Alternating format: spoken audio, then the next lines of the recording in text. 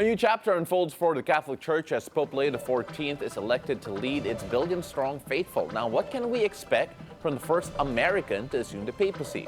Joining us for this discussion live via Zoom is theologian Brother Ivan Panganiban. It's a beautiful day, Brother Ivan. Magandang umaga. Welcome to the show. Yes, good morning everyone. Thank you for inviting me to be present in the show. All right, brother, let's talk about first what this means in terms of yung direction ng Catholic Church because Pope Leo the XIV, at least early returns are telling us na he is a bit akin to Pope Francis. Some people were concerned, or rather some people were speculating na baka they might go on a more conservative route considering how liberal Pope Francis was. What does this tell us about the direction that the Church wants to take with the election of Pope Leo the XIV? With the election of Pope Leo the XIV, what we can see here is that there is a continuity.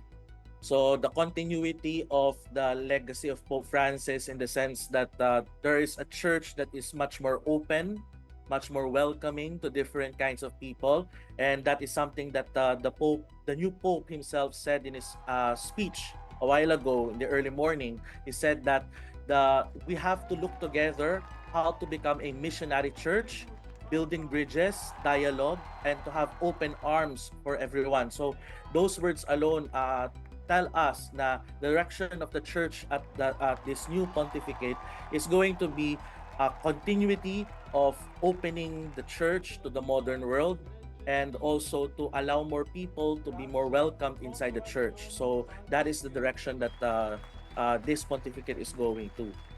Brother Ivan, Pope Leo the XIV was made a cardinal by Pope Francis as recently as 2023. Was his election surprising in any way, or did it reflect the tone set by the previous pontificate?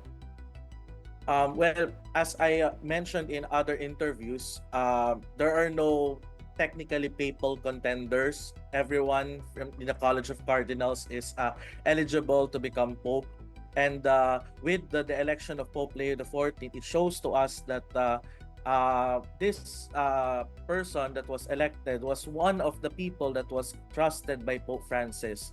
And that is good because a majority of the cardinals at this recent conclave were already appointed by Pope Francis during his pontificate. So it shows us that many of these cardinals have really thought much about what the direction of the church will be. And this led to the election of this new Pope, Pope Leo the XIV.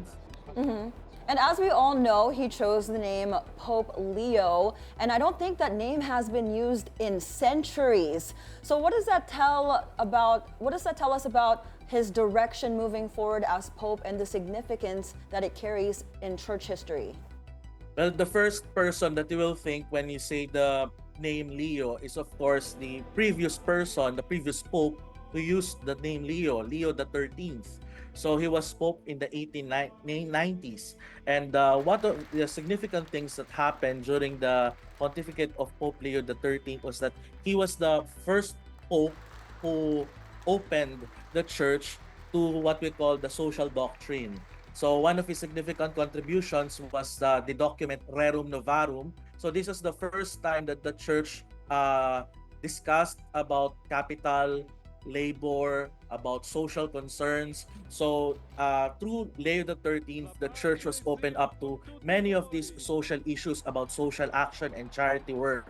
And this is something that I think is being reflected now in what Pope Leo the XIV is Pope Leo the XIV is trying to tell us, that this is a reflection of the previous Leo's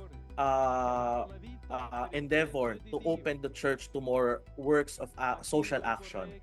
Brother, let's talk about yung Filipino Catholic reaction kasi there was a lot of conversation na baka si Cardinal Tagle magiging Pope, or maybe even a dark horse si Cardinal David. That did not come to pass, but then at the same time, when we take a look at the reaction, it feels like this is the first time na it felt like there could have been a Filipino Pope, but that wasn't to be the case. When you talk about yung reaction ng mga tao, you go looking at social media right now, some people are comparing it to parang Miss Universe, so yung mga beauty queen, mga beauty contests. It's obviously not the case, but then when you take a look at how Filipino Catholics would react to an more inclusive Pope as well, akin to Pope Francis. What do you think that reaction will be like? And of course, what relation do you expect the Filipino Catholics to have with this Pope, who has visited the Philippines in the past, by the way?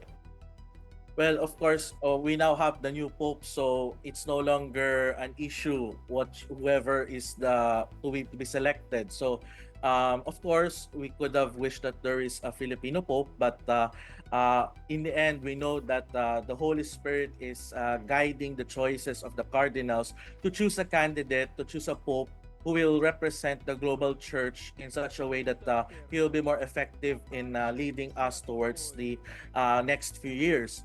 And that is something that is special with Pope Leo the XIV. He comes from America, and he's English speaking, so for sure that would be a good connection that he has with us. We will be able to understand him more because he speaks different languages, but primarily in English, which is our second language. Another thing is that he came from Latin America, in the sense that he became bishop there. He was a missionary in Latin America, especially in Peru. That is why this Pope is very much familiar with the popular piety that we grew up as Filipinos. Just like Pope Francis, he grew up in Argentina. Argentina is also a bastion of popular piety in the world, and this is something similar that we can see in the Philippines. So I'm sure that this will be something that we will be able to relate to the new Pope that we have. What I love about the new Pope is that he has a strong voice, really fighting for social justice, and he has this care for the marginalized. Brother Ivan, from a theological point of view, what are the expectations that are placed on a new Pope during the early days of his papacy? Well, one of the things that it will be very, very crucial at the beginning of the pontificate is to continue some of the things that are already in the process. So for example, now this year we're celebrating the Jubilee of Hope. And when the Pope died, because he is the one who proclaimed the Jubilee of Hope, so everything took a step back. And now with the new Pope, of course, he's going to continue this new Jubilee. Just like what Pope Francis did when Pope Benedict XVI resigned in 2013. It was the year of faith. Then Pope Francis continued the year of faith. So it will be just like this with Pope Leo the XIV. So he will recommence the Jubilee of Hope.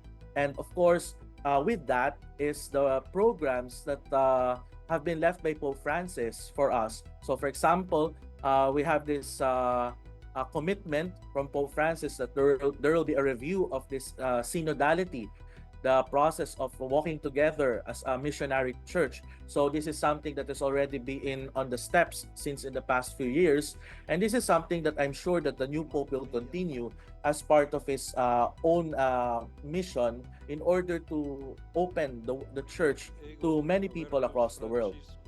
Brother, I woke up this morning and I didn't have that much time to research on Pope Leo, but one thing was for sure, the Filipinos posted so many photos of him when he visited Talisay, which I loved. So with that being said, how do you expect Pope Leo the 14th to carry, or I guess, what are the hopes or concerns of the local church as we welcome the new Pope? Yes, just for the information of everyone, so Pope Leo the 14th was able to visit the Philippines when he was Superior General of the Augustinian Order in 2010. So he was able to visit the churches that are under the care of the Augustinian friars. We have San Agustin Church in Intramuros. We have the Basilica of Santo Niño de Cebu. Then some other places in that are under the Order of St. Augustine. So we have two provinces of the Augustinian Order in the Philippines. We have the Order of the Most Holy Name of Jesus, which is the one in Intramuros. Then we have the Order of St. Augustine Province of Santo Niño de Cebu. So that's why he was able to visit these places. And now, what is good with this new pontiff is that he has a very diverse profile. So he is not only American, but he is also a missionary. He has been to many places, both to the places that are well off and also to the places that are considered the home of the marginalized and the poor. So what we can expect with the Pope Leo the 14th based from his profile is that he is going to be a very caring Pope. He's going to really open himself to the people and to be one with the people, because he's going to share with them this vision of a missionary church. So that is something that I have been seeing. That is the consistent term that I've been seeing throughout his opening speech and throughout his profile. He wants the church to become a missionary church, a church that goes out, a church that helps people from the peripheries. And that is also, as we can see, very much alike to what Pope Francis has been doing through the years in his pontificate. You know, you mentioned Pope Francis's vision and his direction, especially with his papacy in terms of expanding the church. He expanded the church incredibly with the amount of cardinals that he did elevate.